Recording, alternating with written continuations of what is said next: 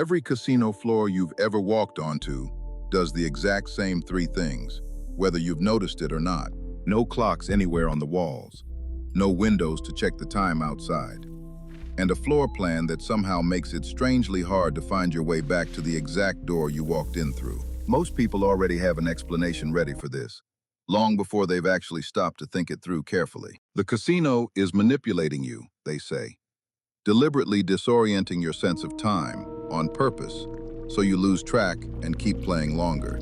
That explanation is almost too clean, too tidy to be the whole story. And it's not really true, not in the way most people think. The real story has at least three completely different origins tangled together here. A design philosopher, a stack of unconvincing psychological science, and a fire that had nothing to do with gambling at all. In 1946, a man named Benjamin Siegel, almost everyone just called him Bugsy, opened a hotel on a nearly empty stretch of highway just outside Las Vegas. He called it the Flamingo, a bold, glowing name for a bold, glowing bet on a completely empty stretch of desert. It combined a casino floor, a hotel, a restaurant, and live entertainment, all packed under a single roof. Nobody in Las Vegas had really tried that combination before. Siegel had actually already bought a smaller downtown casino the year before that, a place called the El Cortez. Low ceilings, a tight, deliberately compact layout. That particular design style is the one that stuck around. Vegas casinos all through the 1940s and into the 1950s were built low and close together, almost cramped on purpose. Room after room after room. Intimate, not grand. The idea behind it wasn't secrecy at all. It was simply comfort.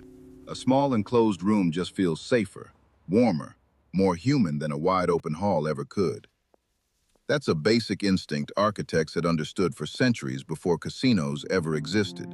But that early instinct, build it low, build it close, turned out to be the seed of everything that came after. Decades later, a casino executive named Bill Friedman took that same instinct and turned it into something much more deliberate, an actual, repeatable formula. In the year 2000, he published a detailed book called Designing Casinos to Dominate the Competition. 13 separate design principles, laid out methodically, almost like a strict engineering manual for the whole building. Low ceilings again. Maze-like floor plans that twist back on themselves. Exits placed asymmetrically on purpose, so leaving never once feels like a straight line out. Pathways that deliberately route you straight past the machines, every time, instead of letting you walk around them. And two of his single most famous rules of all 13. No visible clocks anywhere, and no natural light. But here's the twist that almost nobody ever mentions when they repeat this story online. Friedman himself never actually said any of this was done to trick unwilling players. In fact, he said exactly the opposite. He claimed, in his own writing, that it was serious, committed gamblers who actually wanted it built this way. They were using the casino floor as a deliberate, chosen escape from reality. And they genuinely didn't want the outside world, sunlight, a ticking clock on the wall, breaking that fantasy for them. Not a trap laid for unsuspecting players, in his telling. A request, honored, from the players themselves. This is exactly where the popular version of this whole story starts to quietly fall apart under scrutiny. A British psychologist named Mark Griffiths went looking for real, hard proof that any of it actually worked. He reviewed more than 15 separate psychological studies on casino design, one after another, looking specifically for anything resembling solid, replicated scientific evidence. He was looking specifically for hard, measurable evidence that removing clocks or windows actually changes how long any given person keeps gambling. He didn't find it. Not in a single one of those studies. No conclusive research at all. None. The mind control theory that gets repeated everywhere online, in videos exactly like this one, has never actually been proven in a controlled lab setting. What actually does hold up, under real scrutiny, is honestly much less dramatic than any of that. Direct sunlight creates real, physical glare. On playing cards, on green felt tables, on every slot machine screen. And on top of that, roughly half of any typical casino's total floor space isn't even gaming floor at all. It's back of house, kitchens, storage, staff areas, which naturally eats up most of the exterior wall space that windows would actually need in the first place. Not some elaborate psychological warfare, in other words. Just basic glare control and simple floor plan math. On November 21st, 1980, a devastating fire broke out at the MGM Grand Hotel and Casino, right in the heart of Las Vegas. It started small, with an electrical fault in a refrigerated pastry display case inside an empty restaurant. It killed 85 people that day.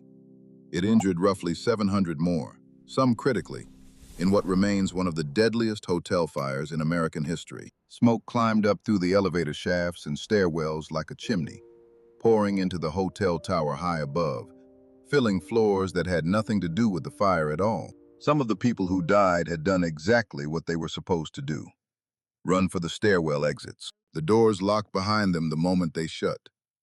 There was no way back out and nowhere left to go.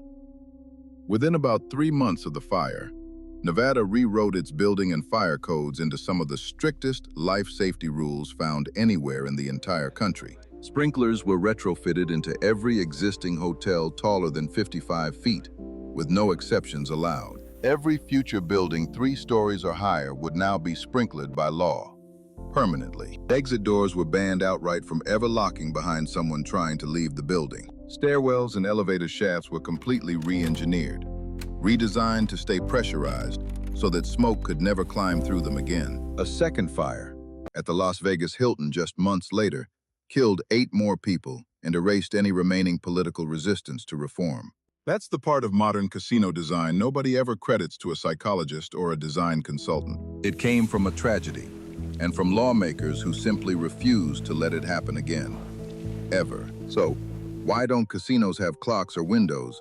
Was truly never just one question with one single answer. Part of it really was Bugsy Siegel's instinct for a cozy, enclosed room.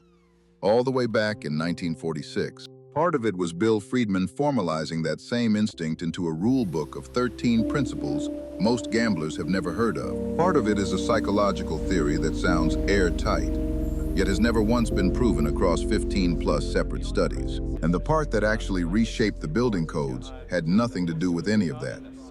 It came from 85 people who died in a fire, and the laws written afterward, so it could never happen again. 4 separate threads, pulled from 4 separate decades, all somehow blamed on the very same missing clock on the wall.